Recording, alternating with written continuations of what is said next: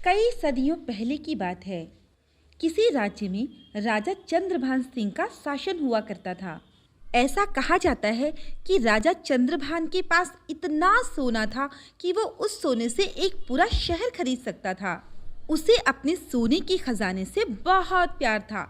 वो उस सोने के खजाने को एक तहखाने में छुपा कर रखता था और किसी को भी वो सोने का खजाना कभी नजर नहीं आता था। राज्य के लोग अक्सर यही बातें किया करते थे कि आखिर राजा ने सोना को कहाँ छुपा कर रखा है। पता है ना, राजा के पास कितना सोना है, लेकिन पता नहीं कहाँ रखते हैं वो। हाँ यार, मैंने भी कभी नहीं देखा कि वो सोना आखिर छुपा कर रखते कहाँ हैं। राजा चंद्रभान हर दिन उस तहखाने में जाया करता था जहाँ उसने अपना सोना छुपा कर रखा था। वो रोज अपना सोना देखता, उसे गिनता और बहुत खुश होता था। रानी इस हरकत को देखकर अक्सर हैरान रहती और उसका मजाक भी उड़ाया करती। महाराज, आप इस तरह रोज अपना सोना गिनेंगे तो कहीं कम ना हो जाए। चुप रहो रानी, मुझे इस तरह का मजाक पसंद नहीं है। महारानी, आपको पता होना चाहिए कि ये सोना कितना बेशकीमती है और आपने ये जो इतने सारे गहने पहने हैं ना, ये भी इसी सोने से हैं, समझिए आप। हाँ महाराज, ये सोना खूबसूरत भी है और बेशकीमती भी, लेकिन इससे सारी खुशियाँ नहीं खरीद सकते। महारानी, मेरे लिए तो सारी खुशियाँ इस सोने से ही हैं। आप नहीं समझेंगी, आप रहने ही दीजिए। रानी राजा की इन बातों से सहमत नहीं थी, परंतु वो जानती थी कि अपने पति से बहस करने का कोई फायदा नहीं है। राजा का अपने सोने के प्रति मोह कम नहीं हो रहा था, लेकिन सोने के अलावा एक और चीज भी थी जिससे राजा बहुत प्यार करता था। अपने सोने की मोहब्बत में राजा ने उसका नाम भी सोना रखा था। सोना बहुत चंचल थी, वो बहुत खुश रहती थी। कभी तितलियों के साथ खेलती तो कभी पानी में खेलती। राजा उसे देखकर बहुत खुश हुआ करता था। सोना अपने पापा से बहुत प्यार करती थी।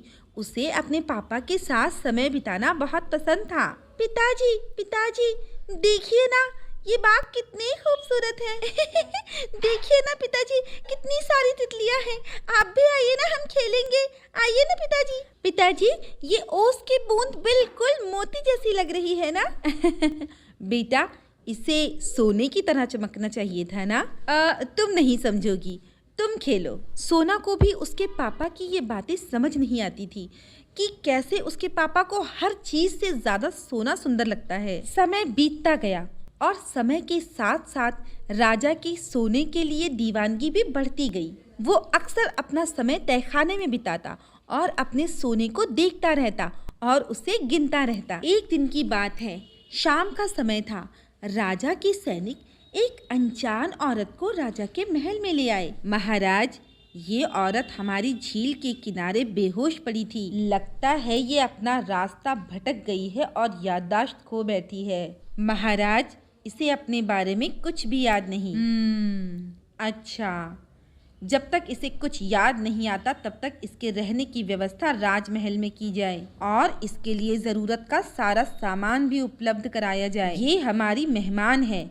जब तक इसके घर वालों का पता नहीं चलता, इसे पूरी इज्जत से महल में रखा जाए। इस तरह वो औरत शाही मेहमान बनकर राजमहल में रहने लगी।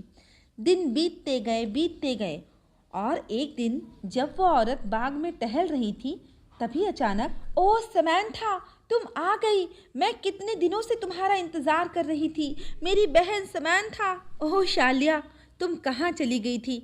हमने तुम्हें बहुत ढूंढा, हर जगह ढूंढा, पर तुम हमें कहीं नहीं मिली। शालिया, चलो, सब लोग तुम्हारा इंतजार कर रहे हैं, अब हमें चलना चाहिए। रुको समैंथा, क्या तुम महाराज का शुक्रिया अदा नहीं करना चाहोगी, जिन्होंने मुझे इतने दिन शाही मेहमान बनकर रहने की इजाज़त दी? तुम सही कहती हो शालिया, चलो हम महाराज का शुक्रिया अदा करते हैं, उसके बाद जाएंगे। वो दोनों महाराज का शुक्रिया अदा करने राजमहल में पहुंचती हैं। महाराज, ये मेरी बहन है शालिया।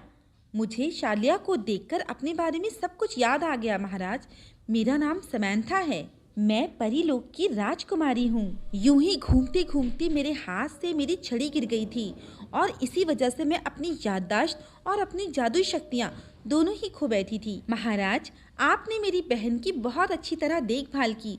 मैं आपको एक वरदान देना चाहती हूँ। बताइए आपको क्या वरदान दूं? क्या सचमुच तुम मुझे कोई वरदान देना चाहती हो?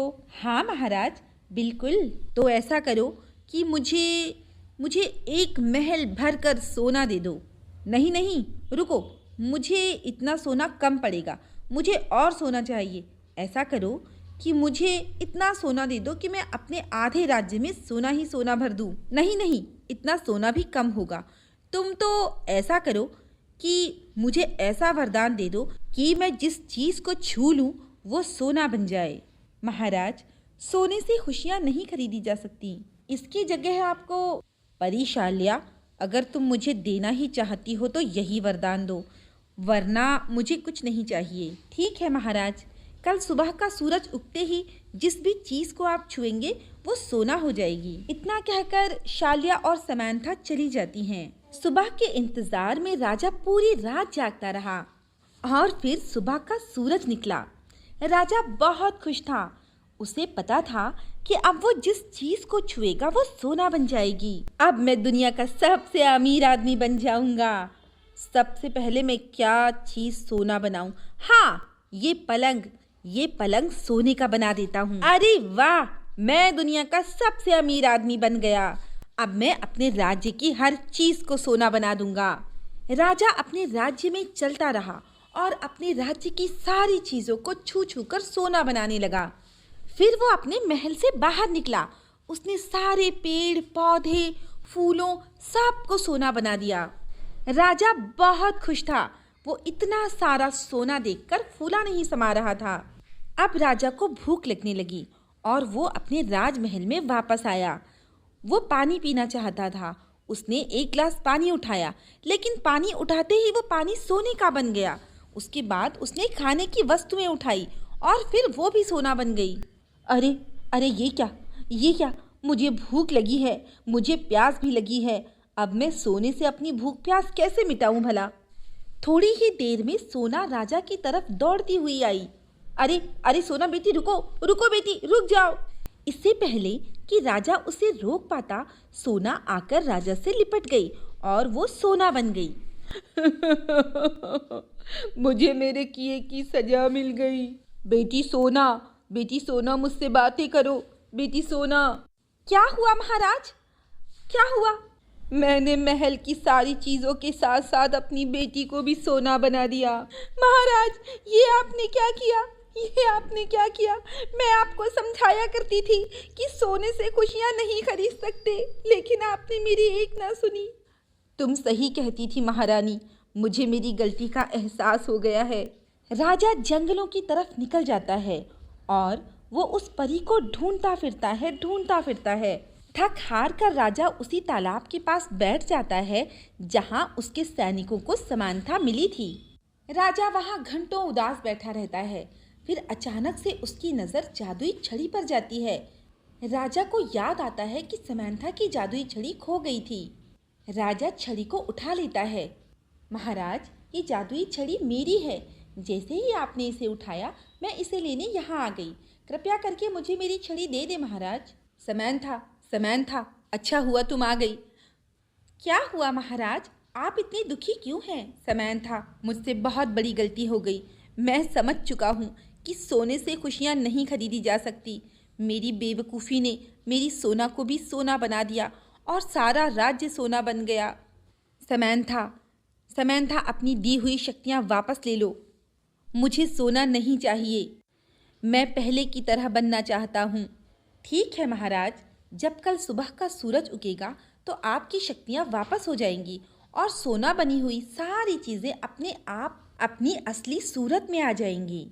परी समंथा ऐसा कहकर चली जाती है। राजा उसी झील के किनारे सो जाता है। जैसे ही सुबह का सूरज उगता है, राजा बहुत खुश होता है।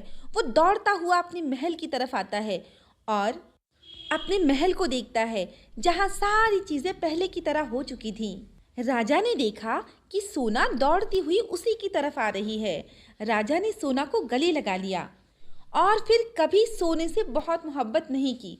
उसने अपने सारे राज्य में अपना सोना बांट दिया और अपने परिवार के साथ समय बिताने लगा और खुशी खुशी अपना जीवन जीने लगा। तो दोस्तों, कैसी लगी आपको हमारी कहानी? अगर पसंद आई हो तो लाइक, शेयर और सब्सक्राइब करना ना भूलें और ऐसे ही कहानियों के लिए देखते रहें हमारा चैनल।